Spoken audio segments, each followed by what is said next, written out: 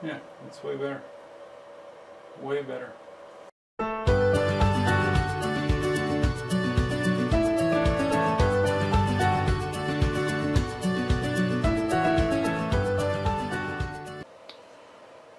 How you doing? Duff here. And yes, that's my Jgaurora A5 sitting on the floor. Part of it. There's the rest of it. Alright, so those of you that saw my video from late last week when I set up the printer, you'll know that I had a couple of issues. Most notably the connector, the Z coupler, was stretched on the printer, and I put a spare that I had in. I installed it right away as I was assembling the printer, and it seemed to be working okay. And since then I've done a number of test prints, and I've had more failures than successes. A couple of my early prints, like this Benchy, failed where they came off the bed. I've had the bed at 60 degrees Celsius, which is what I do exclusively in all my printers pretty much when I'm using a heated bed, and it broke loose. And I've had other small prints like this break loose as well. I tried to do some of the prints that are included on the SD card with the Jgaurora. They broke loose. And I actually tried to do this big print here once.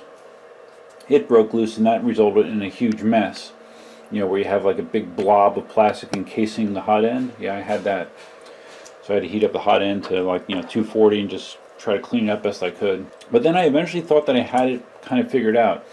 I think that with the with the prints coming off the bed was because I didn't have it leveled very well, so it wasn't getting good adhesion on the first layer. So I messed around with it, thought I had the adhesion figured out, and then I tried to do one of these parts for my EUC stands, and I had to stop this when I realized that there was a huge layer shift. Right here you can see pretty clearly. Looks like it skipped a millimeter or two. So, of course, that didn't make me happy. So then I tried to do a Benchy, another Benchy. After I thought I had the leveling figured out, and this Benchy completed. It didn't break off the build surface, but I don't know how well it'll show up on the camera. But it's not very good. You see, there's a lot of just pain in the ass. Okay, there you go. You can just kind of see the arches are misshapen. There's some banding in the layers. It's not a good Benchy. It doesn't match up to a Benchy I've printed on any of my other printers. To be honest with you, it's probably the worst one I've done on any of my printers. So, anyways, yeah, I wasn't happy with the quality of the prints I was getting, and that skipping, that layer shift, worried me as well. So I went online and I found there's a Facebook group for Jgaurora, and there's also a wiki page with tips for the printers. And one of the things they talked about with the layer shifting is the possibility of a loose belt on your x-axis right here. And I wasn't quite sure if it was tight enough or not. It felt relatively tight, but I wanted to get it as tight as possible. And the instructions I found said, if you're having some issues with layer shifting, tighten the belt. It doesn't specifically tell you how to tighten the belt. And what I've discovered is trying to do that because of the construction of the Jgaurora, where everything is kind of encased inside of a solid metal frame, which looks nice, but it makes working on it a bear. It really does for certain things. It's a real pain to try to do. So without getting any solid instructions, I just started digging into it, and I took it apart and got to the point where I have the hot end exposed. Let's zoom in here. Basically, you take off, the metal cover plate there, and then that leaves you something that looks like this. I took off the 2 screws for the cover, and that gives you access to the belt, where you, in theory, should be able to tighten it. What I found was once I took this off, the way it's designed is you wrap around this center post and then you pinch it back in. Once you take it off, it's good luck getting it back on tight. It is not easy. I read on the group on Facebook how they said that sometimes it's easier to take the belt off of one of the pulleys on the side, and again, getting access to it seemed impossible. One gentleman named Sam said that he actually drilled a hole in the side of his printer to get access to one of the screws that you need to release in order to do that. And at least so far, I haven't opted to do that. I'm going to try to come up with another solution. You can see that I do have the belt back on, and after a lot of futzing around, what I wound up doing was, on this side, I actually gave it some additional slack. I disconnected both sides, and then I installed this side, and actually moved the belt in to give me, and the point of that is to give me more room on this side, because attaching this when this is loose is easy. So I attached that side, but I let out a lot of slack, but then on this side, I had a lot of additional slack. So I could grab it, pull it tight, and then kind of wedge it in there better. It's still not as tight as I would like, because from what I read, they're saying that you shouldn't really be able to pinch them together easily. So what I'm hoping to do is use a tensioner on the X belt. I was directed to a bunch of different options for that on the Facebook group, and I'm hoping that I'm going to be able to attach a tensioner. Probably not this one, this looks way too big, but attach a tensioner to take that additional slack out instead of drilling holes here and just trying to futz with it. So yeah, that's been my adventure with the Jgaurora. And when I was looking at, again, possible things to look at with these, there's mention of cables being loose, possibly. So I made sure that all the cables are securely attached on the frame portion.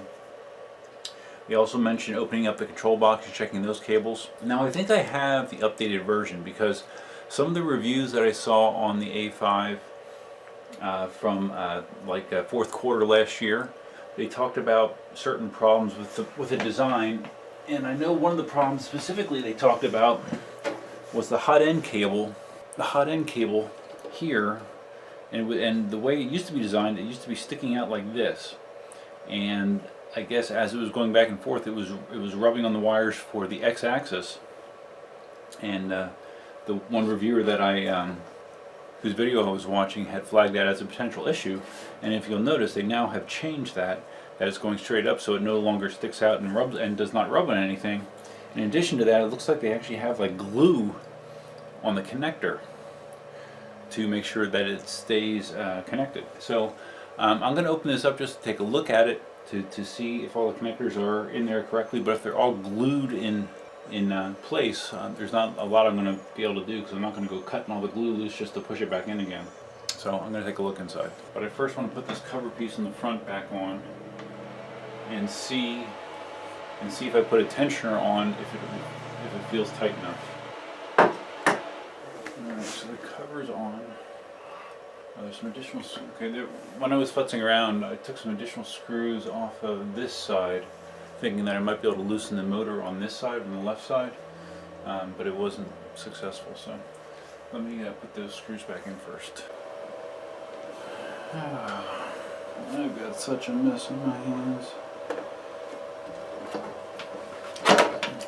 Reseating all these. They even talk about, how you can tune the stepper drivers in here. There's 4 different stepper drivers, measure the voltage across there. I'm not doing that. I shouldn't have to do that. Brand new printer. Everything looks fully seated. Cable management is solid, but my disassembly skills are not, for sure. And I'll show you in a minute.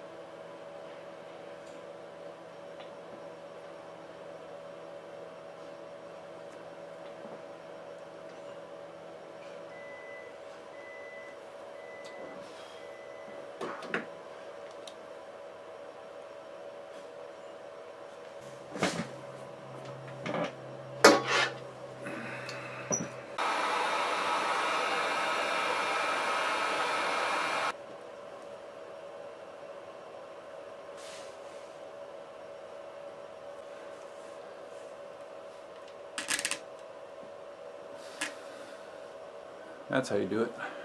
From looking online, evidently they sell this improved heated bed as a standalone item, and from watching a little part of an installation video, I realized that this is sold as two pieces, that the diamond plate comes off. So by heating it up, I was able to pry it apart temporarily and then reinstall the bolt through the hole in the aluminum plate.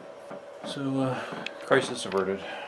I had printed these caps that are designed to like keep the springs centered, but it felt like it, well, maybe it's okay. Initially, at least, it felt like it was making it too difficult to get the springs on, or to get to crank down on them. But actually, if I reverse the direction on here, it feels better. So, yeah, we'll try it that way. Okay, push the heated bed cable back on. I took those caps off. I'm going to try it as it was stock, the way it was came from the factory. Because like I said, it does seem that this is clearly the updated model that was designed to address some of the issues with the original A5, so I'm just going to set it back to the way it was. Alright, so the main control box is back together, thankfully, and the build plate is not ruined, even though I thought it was. Alright, so turning my attention back to this loose belt. So far in my testing, the only tensioner I've been able to get on is this wave one, which is not adjustable and doesn't feel like it puts enough tension on the belt. And also, if you're going to put a tensioner on, it has to be up here in the top, not on the bottom. I need to try to get one of these other ones on. The other ones don't want to go on. It seems like there's not quite enough slop in it to allow one of these other designs to get on, but I need to get more tension on it than this little wave connector is giving me.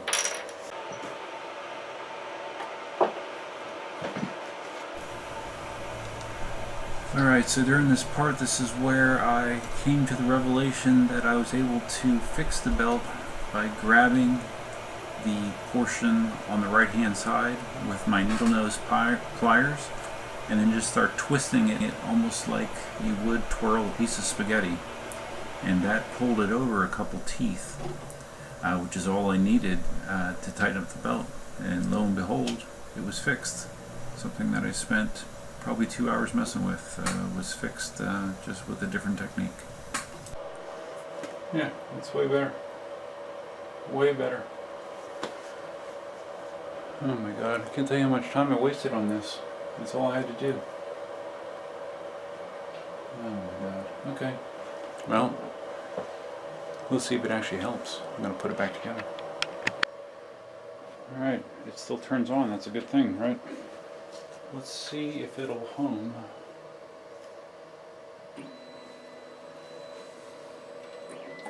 With my nice tight X belt now. It's definitely much tighter. Okay, it hummed. Great. Okay, we're heating up to load some filament back in here. I think there's some confusion out there, or there's the potential for confusion, because when you go on the wiki for the Jgaurora A5, it talks about a lot of issues that were present with first gen machines, where some of those have been corrected with the second gen. So it's an awesome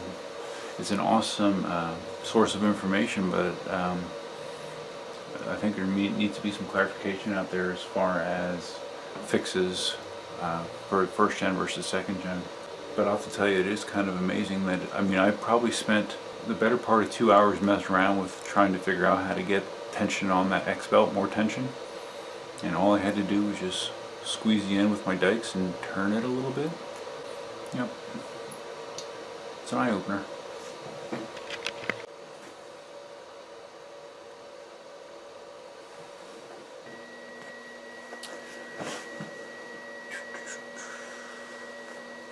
Okay, so I'm just going to go through a level here. Try to level the bed and see if I get any better results. Alright, I just got done leveling it. Gonna clean the bed a little bit. probably dirty from my touching. So I did lots of touching. Cleaning it with isopropyl alcohol. Alright, so my plan is to try to print another benchy and go and see if it's any better than the first one that I got. Benchy, confirm. Alright, here goes nothing. Okay, it's printing. Let's see what happens. Alright, first one came off the bed. 6 degrees. Alright, take two. Although it felt level when I leveled it cold, when I put some piece of paper under the hot end warm, it was too high, so I have just leveled it a second time. Alright, the benchy is done. Let's look. I should have paid more attention, huh? I believe this is the one that we just did. This is the one that I did prior to all this work. Biggest issue is like overhangs. Overhangs, this is the original print. Overhangs aren't great. It's better now. It's definitely better. It's still not perfect, but it's definitely better than it was. So, and otherwise it doesn't look too bad. But at this point I'm just glad the thing prints at all, to be honest with you. Because that was a little bit crazy.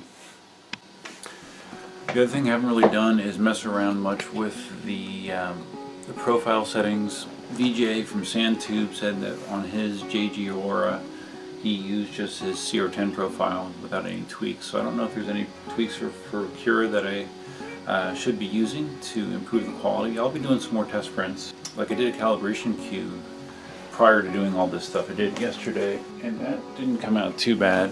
I mean, measurement wise, it was just about 20 millimeters all the way around. You know, it doesn't look bad. But I'm hoping that tightening that belt will help with that layer shift issue. That was really the whole thing that started this whole process, is that layer shifting that I got on that big print, because that's going to be a big problem if I don't know if I'm going to be able to get consistent layers on a long print job like that. So I guess I need to try it again to make sure. So anyways, it's been quite the adventure. Needless to say, this is not how I wanted my experience to start with this printer. And I don't think it's anything that I can't correct through either settings or maybe further tweaking. At least I know that the belt is tight now on the x-axis. And I checked the majority of the connections and they looked like they were inserted correctly. And it does seem like Jgaurora has taken some provisions to make sure that the connections stay in. Like I said, most of the motor connections have silicone on them now, where they did not before.